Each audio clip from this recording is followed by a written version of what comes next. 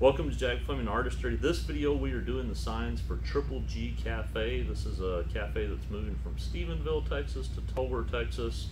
This sign was from the existing business that was in the building that they're going to be in.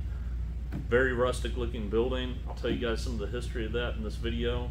But we're going to redo this sign, keep it rustic looking, but with their new logo that I've designed for them. And then we're also doing the windows, the door signage, and a big sign for the front of the building. Let's go ahead and get started on this, and we'll move along.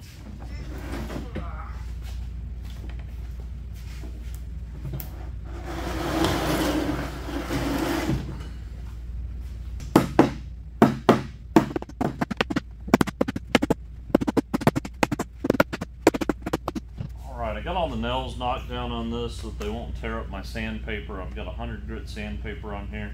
Just going to take some of the rough off of it a little bit before we coat it, some of the peeling paint and stuff that's on it. Get a little bit prepped so it weathers a little bit better.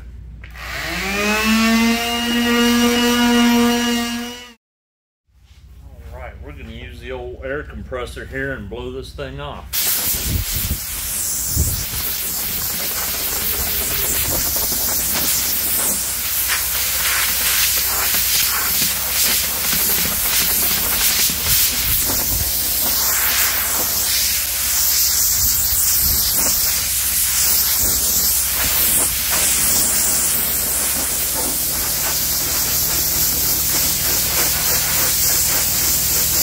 Okay, so my goal right there is to blow off everything that I can and sand down stuff to knock anything off that I can that might come off with weather.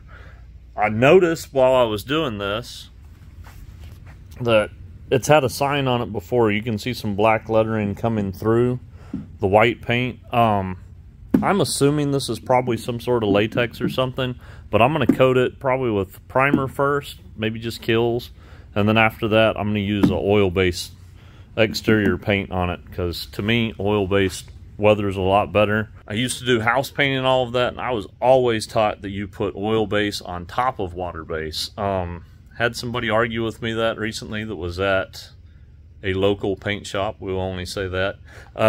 It totally didn't make sense to me. Everyone I've talked to since then, because it made me question, it's like, no, you always put oil base on top of water base. So that's what I've been taught. If y'all know different, tell me in the comments. Totally open to any kind of argument on that, or not argument, but other side to it. Always game to learn new stuff. But let's go ahead and prime this, both sides, paint both sides, let it dry so I can letter it. I know there's probably somebody out there that's thinking, boy, you should just spray that so you can get it done real quick. But even if I sprayed rustic wood like this, or really rough wood, I always back brush it. So I might as well just go ahead and brush it on with the first coat. My point in this with the Kills, one is to seal the raw wood that's showing. Two, to help start covering up over the black lettering that was there. Three, I'm trying to put it on thick as I can to where it's still going to dry, to help fill in the cracks and stuff, the chipping wood, nail holes, you name it. I want to kind of fill those in as much as I can. It's still going to have texture. Definitely not going to be getting rid of that. But it also seals any of that stuff down, kind of like gluing it down. Again, just like I sanded and blew stuff off, I'm trying to do anything I can to keep this thing from peeling later. So this is kind of part of the process, right? Big thick coat of this, help glue those pieces down. Probably go kind of thick on my coats of oil-based. Like, we'll get this coated. We'll get the oil base on it. I don't even know if I'll show you guys the video part on that, because it's just more of what we're doing right now. I'm using Worcester brush from, I think it's Lowe's. Kills 2 from Lowe's. I'm not sponsored by anybody in the world. I use this stuff because Lowe's is the closest place to my shop. And I know it's good product. Whenever I cover this with oil base, I'm going to end up using oil base that I got from there. Rust-Oleum in the can, brushable. So that's this. I'll catch up with you guys here in a second after we've got this coated. Seems like a good time to mention, if you're liking this, please hit like, and if you want to see more, hit subscribe. Let's keep watching. Alright, open up this can here. I've already stirred it once today. Just giving another good stir.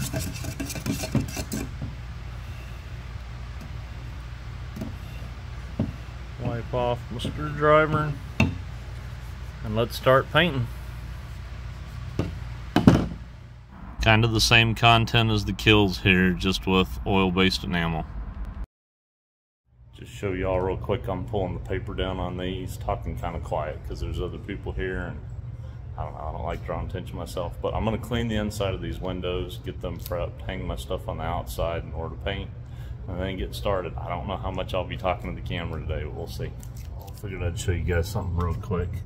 When they had that tape on here, that white masking tape's awful in the sun, and it left all the adhesive on the edges here. There you go, you can see that. So what I've done, I sprayed a little bit of spray away, and I still have to scrape, but it's coming off pretty easy. If you keep it wet with the spray away, it helps, but I can't do that. Film at the same time, so I'm gonna keep working.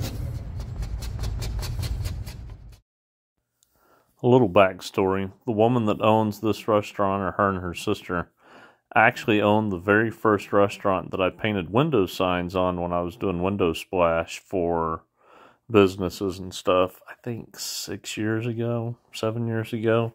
It's really kind of cool. She's been a good friend since then. We used to do holiday windows and all there frequently. I got so many stories and stuff and fun times, from even times of kids playing through the windows while I was painting windows at the previous restaurant. But it's really cool, the friends that you make throughout this business, and the opportunity to do this job for her. And this time we're doing permanent window signs on the inside, not something that's going to be scraped off every 3 months or so like we did at the previous place.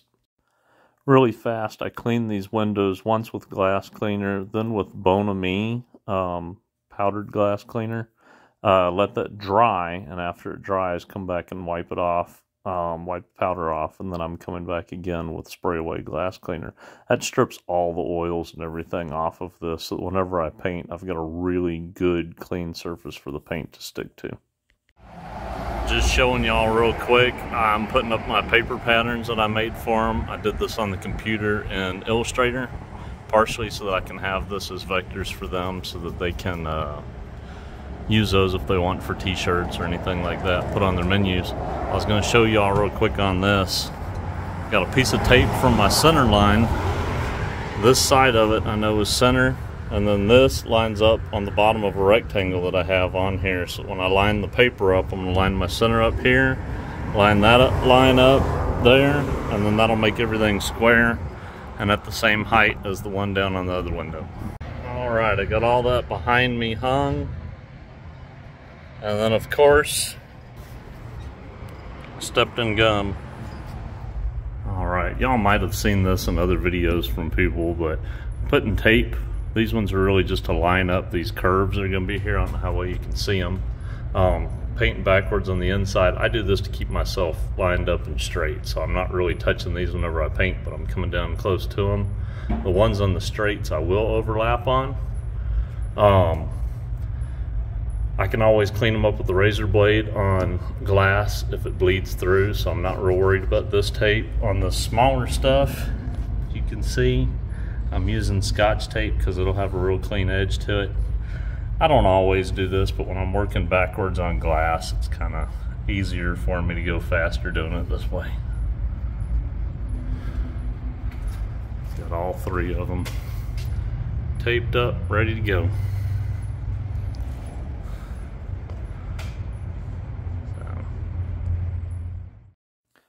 Don't think I've mentioned it yet in the video, but I am using one-shot sign painter's enamel and brushes from Mac Brush Company.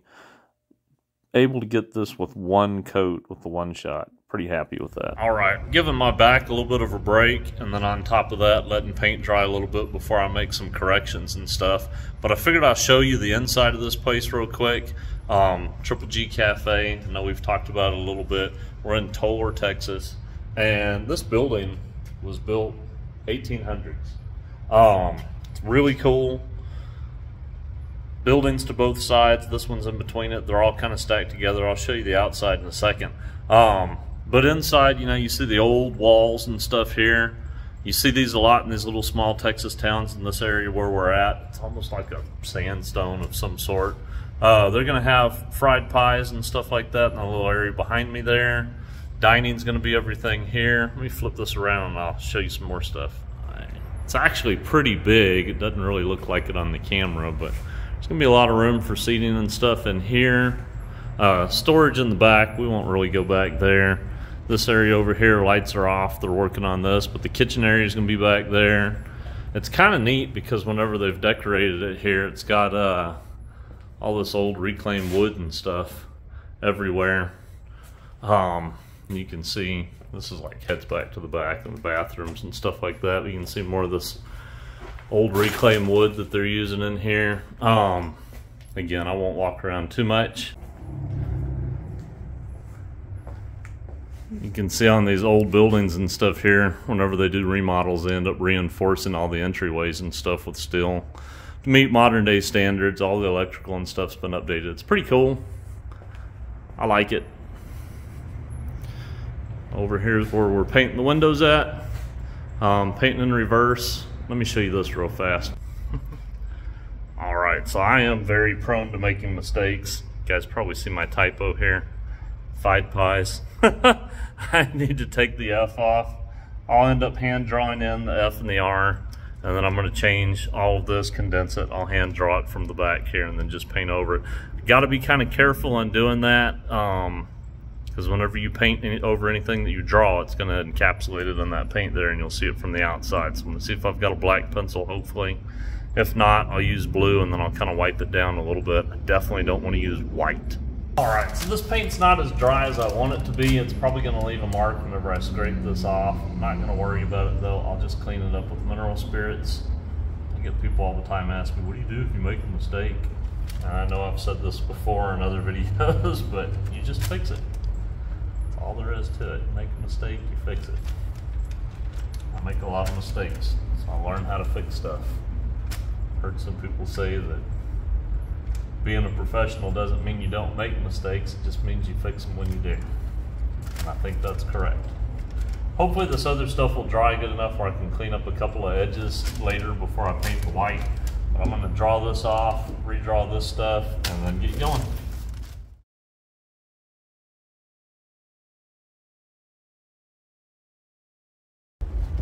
Might be an awkward camera angle here, but I wanted to show you guys. This is one of my favorite brushes for doing script work. It's a Kafka Quill, spelled with a K. I don't know what size this one is. It's probably a 1 or a 2. It's long since worn off. But I'm gonna go ahead and do these. It's gonna be a little bit odd because it's backwards for me.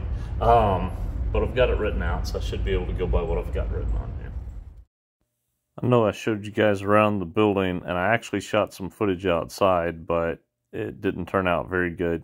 Tolar's a pretty small little town. I think about 1,000 people. It's been around since like the late 1800s. There's one little strip of buildings and stuff that are left. It's really kind of neat. Some of them are burned out, empty and vacant and all, but the other ones that are there, people in the community really cherish, and a lot of people are really happy that this restaurant's coming in, so it's pretty cool. We have multiple sign projects going on here. So it's been kind of interesting to try and juggle all of this. Juggle family, kids are in school, school pickups, all that fun stuff. I think right now between doing the windows on this, designing, and actually painting, we're about a weekend. And they open kind of soon, so need to get this done this week. We've done a switch up. They changed the idea of doing the big wall sign that we were going to do, mounted up above the entrance and all. They have a lit sign, channel sign, from their previous location that they want to go ahead and use, and I totally understand. They spent a lot of money on it, I think like $5 grand or something, and to just store it kind of seems dumb. So they're going to have that installed up above the business. So this is still going to be the hanging sign. We are done with the window signs. I have a couple of signs still to do for the inside that are for their specials, daily specials. And then we've gone out to the courtyard the other day and come up with a whole list of other signs we're going to do. So I'm trying to get this one done so it can be hung before they open, and I probably won't get the other courtyard signs done until afterwards. Part of that is I've got to order some more MDO, and today's a holiday, so I can't order it today.